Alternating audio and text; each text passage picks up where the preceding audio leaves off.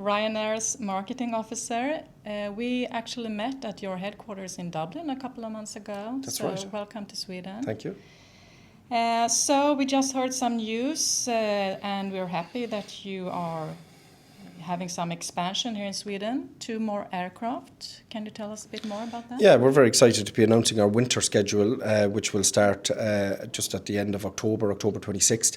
It will see us operate 48 routes this winter across our 5 Swedish airports. We've got 5 based aircraft in Arlanda.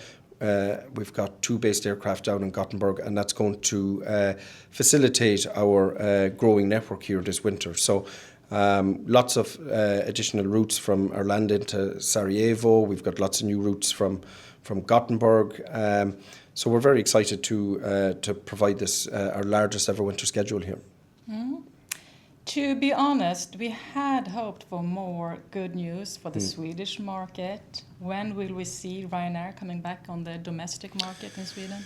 Yeah, well, I think we've been very clear that I think that Sweden has to do more to lower its access costs. The government has taken a very positive step to abolish and scrap the aviation tax, and that has allowed us to drive the growth this summer and this winter.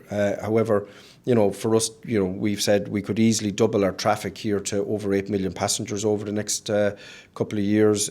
We could put in another 6 to 7 aircraft here over the next 3 or 4 years. And when we get scale and size, and if we had lower access costs, well then domestic flying will be more viable. To run domestic flying, you need high frequency and you need to be operating daily. And we have large aircraft, and if we were to run domestic flying, well then the charge per passenger needs to be lower than it is today, so that we can put more aircraft in, so we have more capacity in the market that will facilitate more domestic flying. So if the government was to freeze airport charges out till 2030, if it was to introduce a traffic recovery scheme which would incentivise airlines to grow and lower the cost of charges for growth, well then we would certainly see Ryanair back operating domestics in the market. But when we have 7 based aircraft here, it does limit our ability to do domestic flying because they need to be high frequency and they need to be daily. So if the market, our message is clear, if we are to see lower access costs, well then we will see domestics reintroduced into the network here.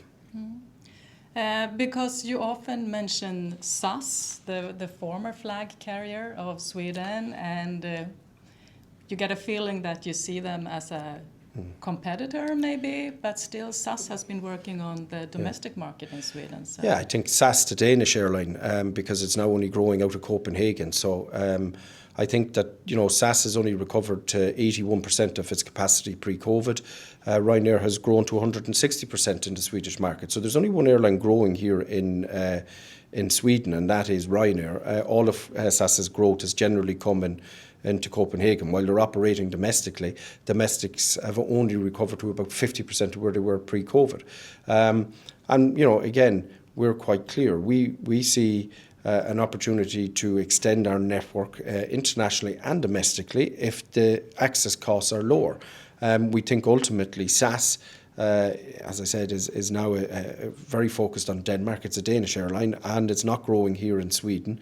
And Ryanair is the growth opportunity for Swedish people. And we're very excited to be able to provide a growing network here.